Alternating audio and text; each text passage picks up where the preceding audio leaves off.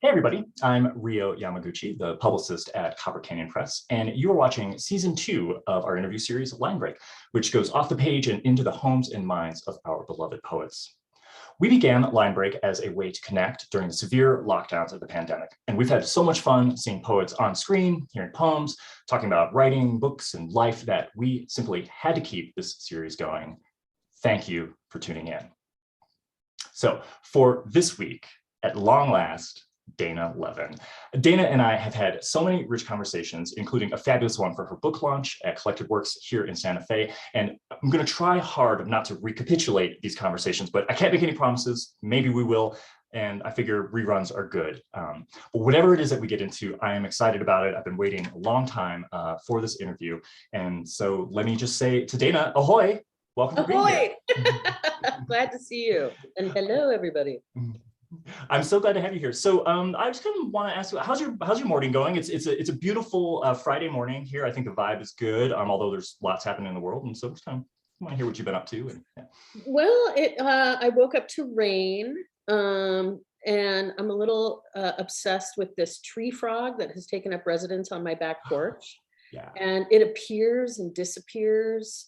And I just kind of wonder about it all the time. So every morning now I go out there and I'm like, is it there?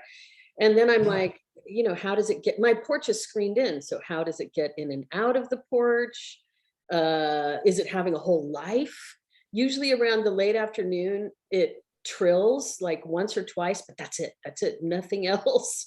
And I worry it doesn't have any friends. So, that's how my morning begins, thinking about this tree frog. That's so amazing. I was going to ask, like, is it loud? Because I'm thinking of like Hawaii, and I know they're kind of famously invasive, like on the islands in Hawaii, but I mean, they're worse invaders for sure. But yeah, so it means does it sound like that? Like, oh yeah, it's a really loud, it makes a very loud sound, which is weird because it's teeny. I mean, its body is probably as big as my thumb if its limbs are all, but, and there's hundreds that live in my boyfriend's backyard, and sometimes we have to shut the windows in order to get some sleep.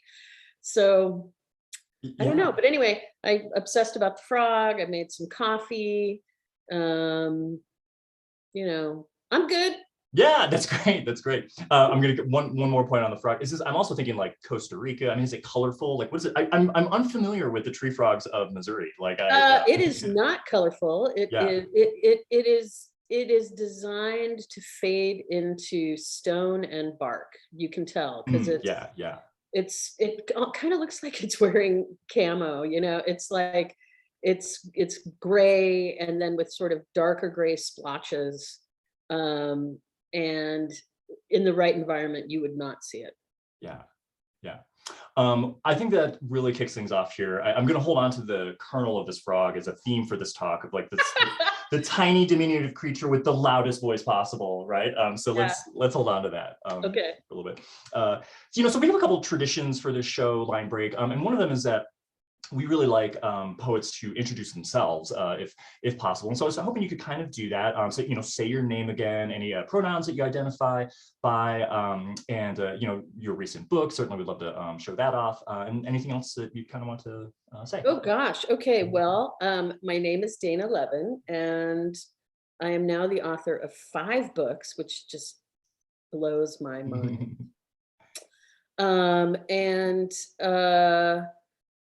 I came to Copper Canyon with my first book in the surgical theater. It won the APR Honickman First Book Prize in 1999, which is so interesting because I had sent the book 2 years earlier to Sam Hamill at Copper Canyon, and it had been rejected.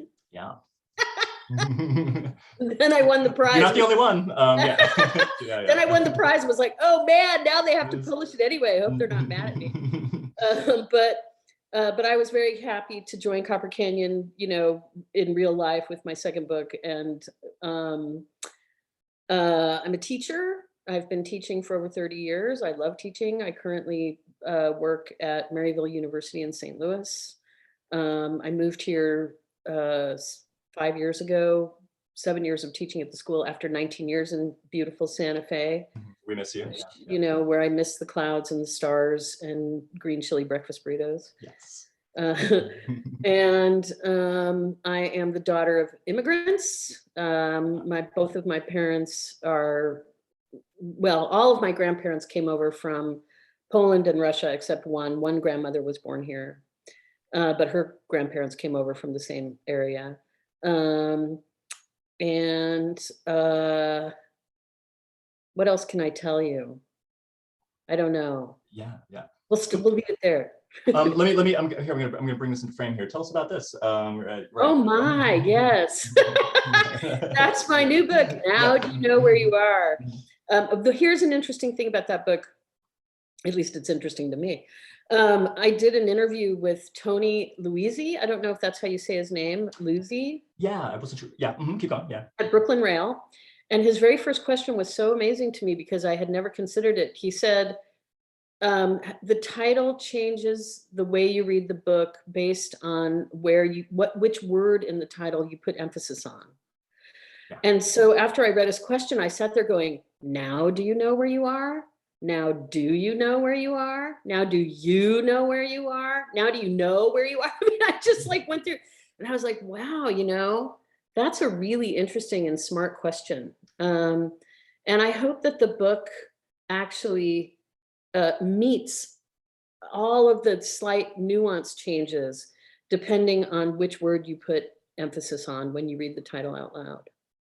Yeah, I vividly remember that discussion from that piece, and I went through the same thing where I found feeling a little bit insane in my room, saying alone, so repeating it over and over. And I love that play. I mean, I have to share this kind of foolish anecdote about this. That I remember getting to a very long conversation in high school once about this with Taco Bell. Taco Bell, like taco. I think your point is a little bit more meaningful, but nonetheless, sonics are important, right? Yeah. Yeah, they are. Yeah. Well, emphasis. The way they cue emphasis is really interesting. Yeah, absolutely. It's really fascinating to hear, well, particularly about your parents and things. We haven't really talked much about the kind of immigration history of your parents and things. And, certainly, I mean, that could open up all kinds of terrain for literary conversation, European forebears that you've followed and things like that, which maybe we could get into. But it does trigger for me one of the other traditions that we have here on the show. And another question I kind of like to ask, which is, if you could kind of take yourself and walk yourself back, into your past and into the even deeper past that precedes the temporality of these poems in this book, and think about the first time that, not necessarily that you even enjoyed a poem or enjoyed a work of art, but the first time that you recognized yourself in a poem or a song or a novel or something like that. So when's the first time that you saw yourself, your being in the space of art? Wow, what a great question. I mean, this is going to sound so cliche, and I have other moments where poetry came to me and I responded to it. But in terms of self-recognition, it really had to be when I was 16 and a friend gave me Sylvia Plath's Ariel as a birthday present. And what I want to emphasize is, yes, my 16-year-old self, my 57-year-old self responds greatly to the aria of the psyche, coming forward and singing its song with intensity. And I'm a sucker for melodrama. I really am. I love it. But her images are what, even at 16, I was aware that this was a capacity to put images in my mind that were so vivid and felt so accurate. Her magic use of metaphor, and it's just incredible. The moon is no door. It is a face in its own right, white as a knuckle and terribly upset. The sea drags the sea after it like a dark crime. It is quiet with the o-gape of complete despair. I mean, this evocation of the moon is no door. It is a face in its own right, white as a knuckle. It just did something to me. And I thought, oh, I want to do that. Because I was already writing poems. And I thought, I want to make images like that. Oh, that's so amazing. And I'm thinking of, well, I'm really glad you brought up Sylvia Plath in regard to this, and the image making too, because while I was reading through some things, and I actually have a really great question I want to get to. I'm stalling here because I don't know if I want to ask you this question just yet, but I'll just mention that via your love of Sylvia Plath, I've been reading a lot of Sylvia Plath this morning also. Ah, And here's a line that really triggered with me this morning, which was from one of your, an analysis that you did at American Poetry Review, speaking of the Hanukkah, which is just a line, I've grown too big to go backward. And I just, that too, I mean, it's just been with me all morning. And part of it is that it reminded me of the Tears for Fears song that I heard yesterday. And the opening of that song, it's, oh shoot, I can't think of what the title of the song is, but you know, it opens "Welcome to your life, there's no turning back," right? To your life, yes, yeah. See, and so I hope that you go listen to that after this interview. But anyway, I just as a quick anecdotal mention that Sylvia Plath is very much with us, I think, this morning because of this. So I'm so glad that you've kind of divined her again here. So I do actually have kind of a question about Sylvia Plath and confessional poetry, but maybe before we do that, it might help to, let's hear a poem. I mean, if you feel willing, yeah. What do you think? oh, gosh. Should I read one of my own poems that relates to Plath, or should I read, what should I do, I wonder? Yeah, I'm putting you on the spot, and you don't have to read a poem if you don't want to, but you know, Oh, no, it's interesting to think about how Plath may be at work in the latest poems, because of course there's a way in which I feel a little far from her than I Oh, did sure.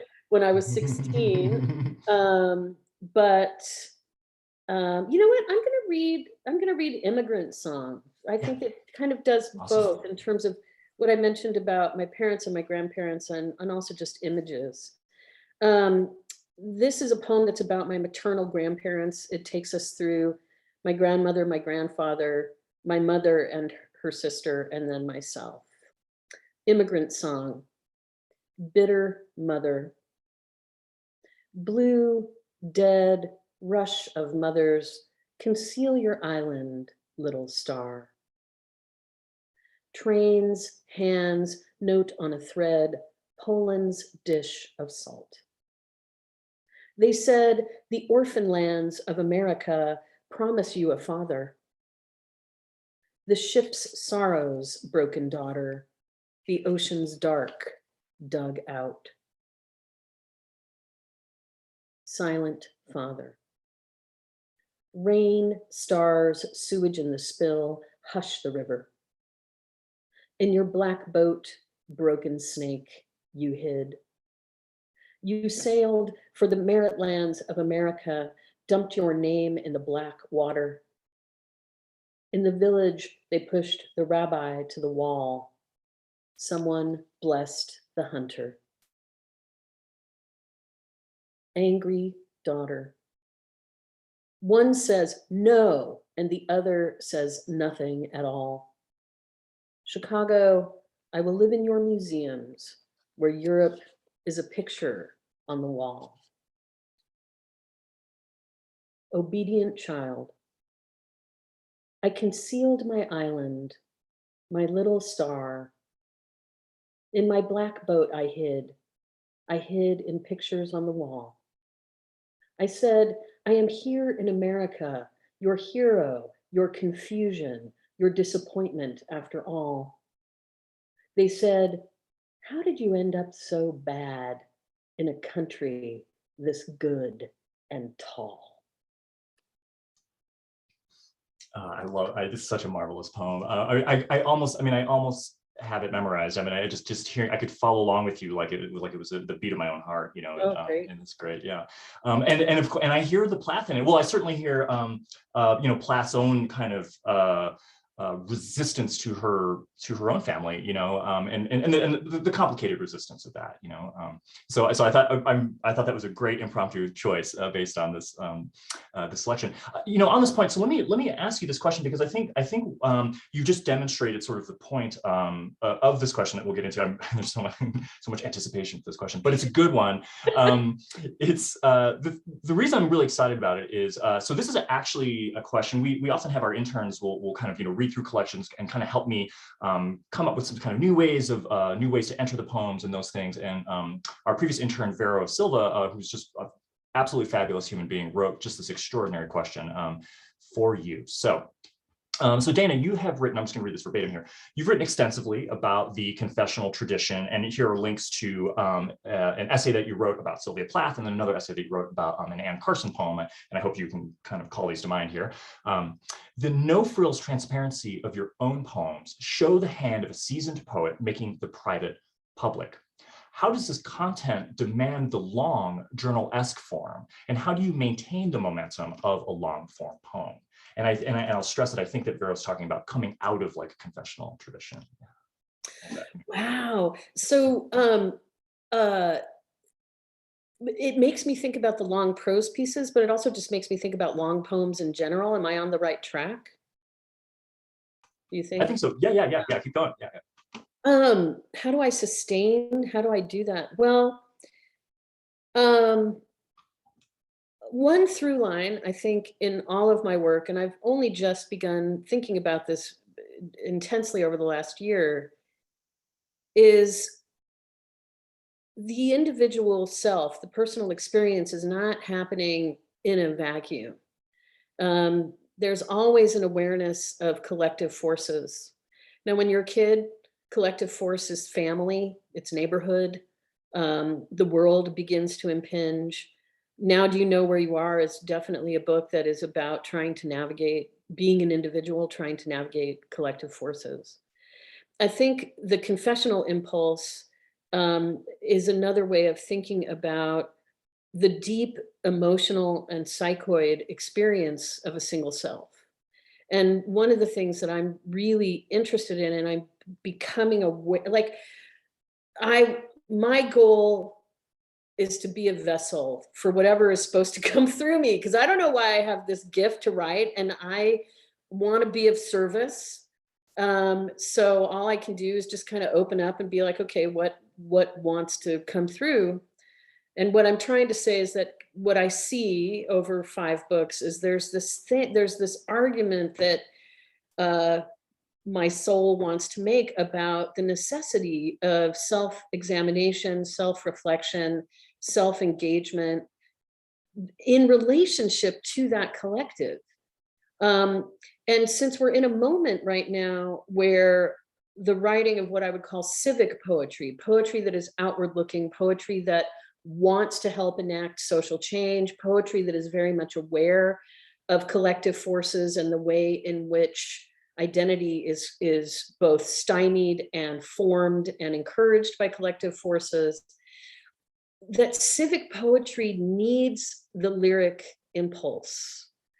Social change needs the personal self-examined soul. I don't believe you can have lasting social change if you're not engaging in some kind of revolution inside the self. And for me, the confessional impulse is one way of going through the process of that revolution internally and then on the page. And the complications of that, the vastness of that, the penetration of that, I think just carries into longer poems, longer pieces, all the way into a long line that begins to be prose. I think that I've been trying to hold more and more as I've been trying to, so many bodies a soul has to press through, and just trying to penetrate through all the layers until finally there's some moments where I feel like I can only do this in paragraphs. So I hope that answers the question. I don't know, is there a part of that question you think I didn't quite address, Ryo? No, this is great. And I mean, well, I love, I mean, I take this as a maxim, and maybe this is one I'm personally, I'm particularly sensitive to, but this idea that civic poetry needs a lyric impulse, that in a way that, I mean, what I'm hearing you describe is how the private and the public have this form. They're in this dance. They require their necessity of each other. I learned from an Arthur Z poem yesterday. I'm going to pronounce this wrong. The word syzygy, right? It's when, you know, it's how we have eclipses, and so, you know, you have to have these polarities in this linear contest almost, you know. Totally. Yeah. This also makes me think, I mean, so looking at kind of some of your brilliant essays on Plath and Anne Carson. The Anne Carson one I was really taken by, I think it's kind of your close to this little micro essay you wrote on one of Anne Carson's poems. That what made Anne Carson so unique was that she learned through feeling. She was able to somehow, and I think this is what we mean by mindfulness, and what all kinds of meditation and frankly certain kinds of substance uses like are done, is to have this this dissociative relationship also with your own emotional impulse. And so I could kind of maybe ask about that, of like, if you feel that poetry is trying to achieve a dissociation from emotion also in order to engage a civic life or something like that. Yeah. I don't know if I would, I don't know if I would call it disassociation, as much as I would say, you know, what Carson does in the glass essay is bring a really incisive analytical mind to deepest, painful, emotive and psychological experience, Yeah. like what we would call psychoanalysis. And so I think that it's the psychoanalysis part that feels very important to me in terms of civic life and civic poetry, to get, because a collective is made up of individuals, and if individuals are not looking at the ways in which their own crap is flooding out into the collective, what hope do we have, right? Yeah. And sometimes I think as a society, we're always trying to fix things from the outside in, and how can it last if the inside is not examined, is not sound, has not been, you know, has not been cleansed out. So I think that it's being aware of how you walk through the world as an individual, and the way in which that contributes to collective problems is so crucial. And it's hard. It's because Yeah. to do it well, to do it truthfully, you have to let go of blame and victimhood, which in this era seems like an incredibly tall order. Yeah. Yeah. I mean, that's such a truth. I think just even just your last phrase of that blame and victimhood is, I feel like we're in a moment where we're really struggling with how that's going to fit into, as we're saying, both our personal and public and civic lives. Well, and also, like, what is justice, right? I Yeah. mean, you know, if justice is always about blame and victimhood, is that complete justice? I don't Yeah. know if it is. That segues into this idea of what is justice. Is okay. So I really struggled in drafting questions today, because I don't want to dance around this too much, but you know, the January 6th hearings were last night, right? And I don't know if you watched them or if you've been reading the news about them. I assume you've been at least reading a couple of news stories about them. And so it's obviously, this moment has triggered kind of several thoughts that I've had about civic life. And one thing I noticed is that you know, like Stephen Colbert and like late night hosts were kind of, their question was like, do we have capacity for this right now? Like, is anyone paying attention to this? Like, what is its purpose, right?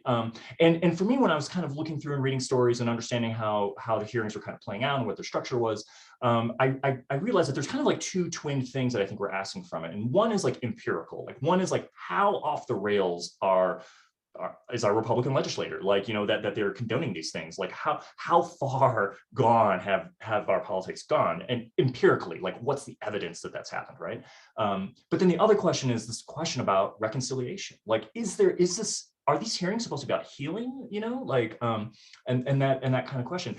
I pose this all to you because, and one reason I did absolutely want to bring it up, at least for a little bit, these hearings, is because to me they mark somewhat of a culmination of the entire Trump era, the entire Trump administration, and your book is inaugurated by that. So in a way, yeah. So I'm kind of curious if like thinking, if this has triggered a moment for you to look back over that era and then look back also over the poems that you're writing in that time. And if you've come to any like new realizations or like kind of just where you are, how you're feeling about it. Yeah.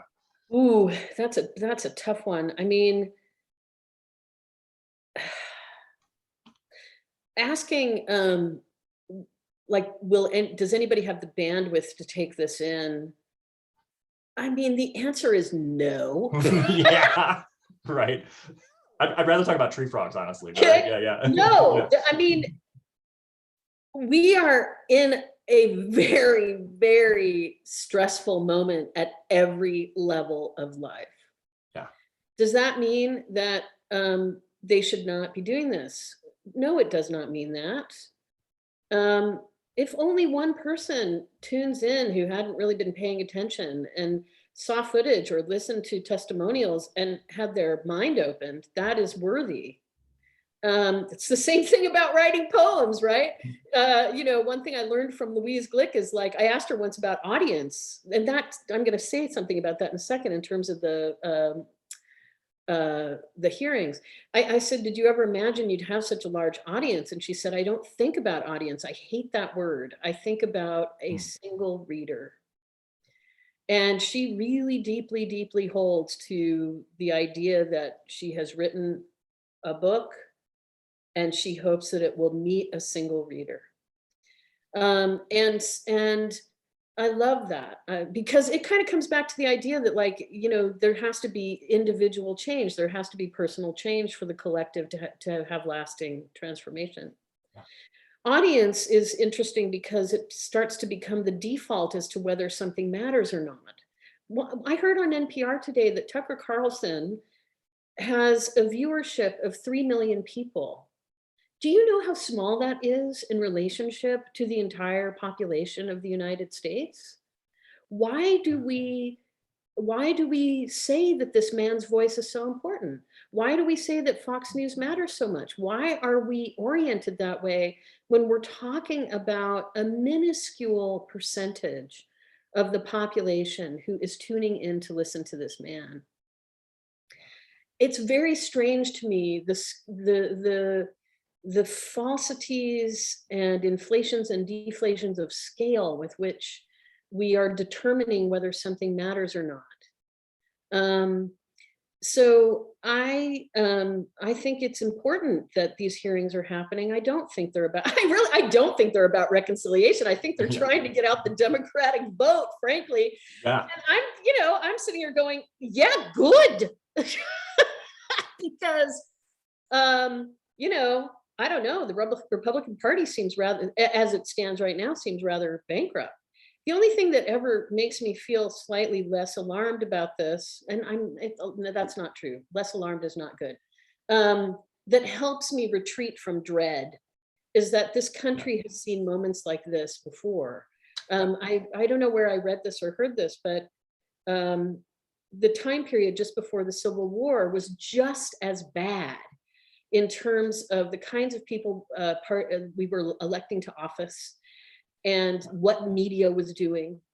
And so I think that America must go through these cycles where it's just really corrupt, and it's really, and the worst voices get a seat at the table.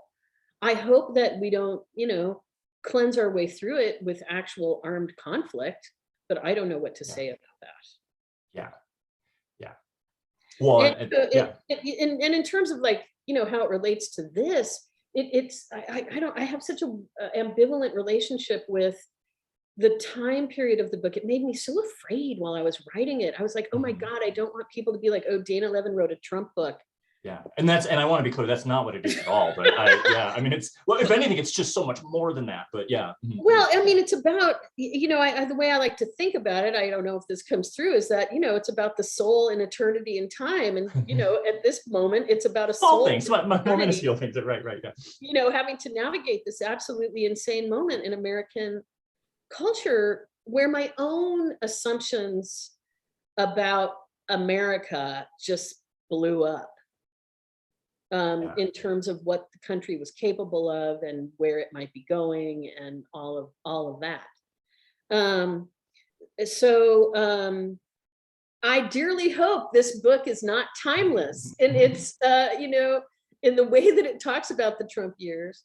And at the same time, I hope it's timeless in terms of being a chronicle of what it is to go through a time of incredible volatility and not having really no clue what the future holds. Yeah. Yeah. Oh, wow, ooh, so many things here. Yeah, I mean, well, for one, I take solace in your discussion of cyclicality, and certainly thinking about which another word for this is reincarnation, which is also a theme that's so present in the book, and which we have talked about in the past. Also, just this reminder about scale and exceptionalism that you're talking about. I mean, that Tucker Carlson thing is like that's so true, but in a way it feels so big. And I know certainly with COVID, we've always. I think news has tried to, in some ways, resist, resisting distorting the numbers and things like that, and trying to remind us of like, well, actually, more people die in car crashes and things like this. So it's very, very helpful to hear this and to think about previous times because this moment in history is also the moment in our lives, each of our lives. So of course of course it's important to us because it's about us. It's this moment in our lives. Yeah. I'm getting off track here, but the thing I guess I want to ask about in the writing process. Well, let me ask you this. Like the other thing that you kind of mentioned to sort of start this whole conversation was this discussion of kind of attention and like, do we have bandwidth, right, for all the things that are happening and for this very stressful, stressed out moment. I mean, I know the summer is going to be a conflagration. I mean, it literally is here in Santa Fe, but part of this that I want to kind of ask is that you've also just published this book, and I've been so excited about the reception and seeing all these interviews and you having this life with this book kind of out in the world. And one thing that kind of it occurred to me as I've been sort of tracking on this and and being in tandem with you and working to kind of get this book out into the world is what are the poems are you working on poems now? Like, what's the dynamic of your attention? Because the one thing that you'll hear from poets like over and over and over again is this idea that like by the time the book comes out and you're out and you're on a reading tour and you're doing readings, like, a lot of poets can say something along the lines of like, I'm sick of these poems. I've had these poems for years, like, so I'm kind of curious, like, what your dynamic is with that, both trying to represent these poems now, but then thinking about new work, like. Yeah. Well, I definitely have a new project that I desperately want to get working on. And sometimes doing work for Now Do You Know Where You Are gets in the way and I get irritated. And then I have to come back to myself and be like, no, you are mother. You have to help it move through the world, So this new book I'm working on is prose. What a shock. Though sometimes I wonder if there will be poems in it. Almost an inverse of Now Do You Know Where You Are, where there's a few prose pieces and there's prose chalk through, but mostly it's poems. This is definitely going to be essays, and I'm not exactly sure yet the angle, but I know that there's a memoiristic component and there's a craft moment, and I think what I'm trying to investigate is. Right now, what I'm trying to investigate, of course, this could change as the book develops. Why poetry? For me, my parents were not readers of poetry. They were great readers, but they were not readers of poetry. And I responded to poetry even before I could read, really, in strange ways, having to do with this book, Robert Louis Stevenson's is that who wrote it? A Child's Garden of Verses. And, it was just one of many books that was laying around. I was the youngest child, so there was a lot of detritus from the childhoods of my two older sisters. And this book, the illustrations in this book fascinated and disturbed me. And that feeling of fascination and disturbance, I really came to affiliate with poetry. That feeling of fascination and disturbance was in the work of Plath as I experienced it at 16. It was in the work of T.S. Eliot when I fell in love with his work at the age of 17. It's a quality that's in the work of the Eastern European poets I love so much, like Vasco Popa and Miroslav Holub, and even Charles Simic, though he is American, he was born in Serbia. But so the large question, these essays are like, why poetry? And what is it about the technology of poetry that helped me navigate a very oppressive and difficult home life? My father was an untreated manic depressive. He was a rager.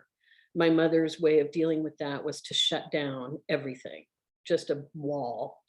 And as a kid, there was really no recourse to speak about what was happening at home, or to say how one was feeling about it, or to complain, or to cry, or to anything of that nature. And poetry rescued me, but I'm just fascinated that it came to me as the rescue when there was nothing in my environment, no parent, it wasn't part of my parents' life. So I'm fascinated by that. And I think ultimately the book too is sort of it's going to try and make that argument about the relationship between personal examination and collective change, but also about how the psychoid qualities of craft work, the psychoid qualities of working with the craft of poetry. Yeah. Oh, that's great. I'm going to be walking around all day today with like psychoid and technology of poetry and the aria and like all these things just kind of flow, which is wonderful. That's exactly how I want to spend my Friday, is I'm just ruminating. Yeah, me too. Yeah. So you're starting to, okay. Look at me here. I'm improving the structure of, but what structure anyway? So let me ask you my closing question. Okay, how about this? Let's lay this out for now. I'd like to ask you kind of my closing question, because you're touching on it right now. And then maybe if you'd have one more poem in you to read after that, sure. and maybe we can do that, and then we'll close this whole thing out. But so here's the closing question, and this has to do with the closing, not closing question. This has to do with something that you brought up again. Well, let's go back to Sylvia Plath and talk about, so one thing that you mentioned in Plath is this word, which is the heroism and the heroic. And I want to mention this because, okay, so let's constellate this a little bit. So we've got Plath, who's writing this heroic kind of poem in her way. We have the tree frog, who is this heroic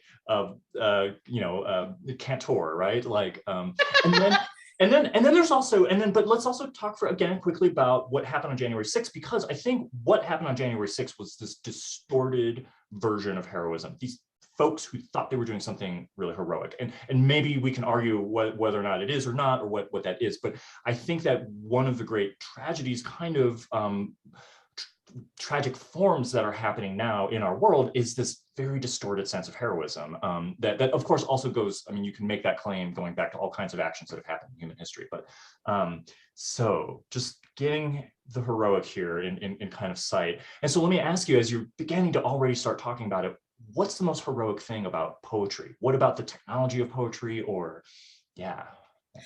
Well, I think the most heroic thing about poetry is speaking. I think the most heroic thing about poetry is a single, and I'm going to speak now about classic lyric poetry, because of course there's so many kinds of poetry, right? The heroic thing about classic lyric poetry is it is a single self coming forward and singing a song. I can't think of a more terrifying, vulnerable position to be in. And if you are, and it doesn't matter whether you're singing a ballad, which is a song of a community, or if you are singing an aria of the psychic self, like Plath, it's heroic to do that. And it's heroic to do it in the spirit of telling the truth about something. And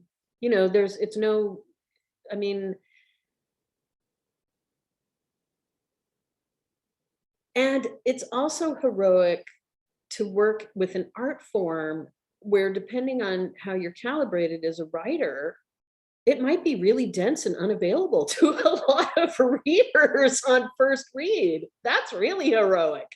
That's really courageous. and really asking a reader to start to develop consciousness about the uses of language. You know, one of the first things I do with my intro to poetry students is talk about how we're taught to read, and the ways that we are taught to read are absolutely counter to reading poetry. You know, because poetry yields best when you don't stop at just getting information. So it's really heroic to go forward with that. I guess that's how I'll answer that question today. No, absolutely fabulous. I love this. And I mean, what I'm hearing here in what you're saying at the end is that the reading the poem is a heroic act. You know, I mean, way back in the day when I used to teach poetry too, like I would several semesters I opened the class saying, here's what I'm asking you to do. I want you to ascend to the poem. This is not, I'm not gonna hand it down to you. You have to come up here. Like, and some students were down on that and others weren't, like, you know, but I think it is heroic. It's heroic to have to challenge yourself to approach our very means of communication with each other with the demands that poetry makes of it, you know? Yeah, it's heroic to push through confusion. Yeah. It's heroic to admit you don't know something. It's heroic to proceed through not knowing with a spirit of inquiry. You know, it's heroic to admit you're not a god, basically, you know, and that you're just a person who's trying to figure shit out. Yeah. Oh, that's great. That's wonderful. Okay, I'm not going to complicate that anymore. Let's. Do you have another poem? I mean, speaking of poems, yeah. Well, the only thing I wanted to read, and I'm really not sure why, except that I think about this moment all the time. It's in C.D. Wright's book with the really long title that we call Poet the Lion. And of course, if a viewer doesn't know, the phrase "Now do you know where you are?" the title of my book, is a phrase that C.D. Wright uses 3 times in her book Deep Step Come Shining, and her spirit is sort of the titular deity of my book in terms of a guiding force. And she's right, she keeps occasionally in this book she writes about William Carlos Williams in sections that are called Spring and All, after Williams's great book. And I think about this particular section a lot. Spring and All. The Great War is barely in the background, and she means World War I. The Great War is barely in the background. The fatal flu pandemic fills the void, concentrating on the young and healthy. This weird little book is brought into the world the same month as the Munich beer hall putsch, Hitler's first major drive to seize control. Among artists and writers, the urge for renewal is gaining ground in the aftermath of monstrous destruction, in the bud of worse to come. It is boggling that so much hardy artistic innovation has commenced to proliferate and thrive. Do or die. Those who can, do. Even the wreckage of Europe is tempting to the young, creative, contrary, and restless. One American writer stays put, finishes school, starts a medical practice. One American writer sticks around to catch the babies.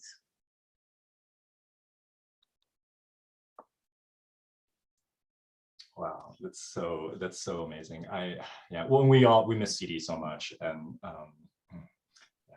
Well, thank you for that, Dana. I think I'm just gonna kind of let that poem resonate, and just say thank you for joining us. I mean, let's do this monthly, you know? I mean, yeah. A podcast. Well, yes, excellent. It would be. I think we'd have at least 10 listeners. Yeah, maybe. We'll work on it. Well, in any case, I'm grateful for today's conversation. Like I said, it's Friday. The vibe is good. It's because we're making it good. And let's go heroically forth, right? Okay, yeah. Sounds good. Go catch some babies. Yeah. What kind they are. Oh, that's fabulous. Awesome. Right. All right. Thank you so much, Dana, and thank you all out there for tuning in.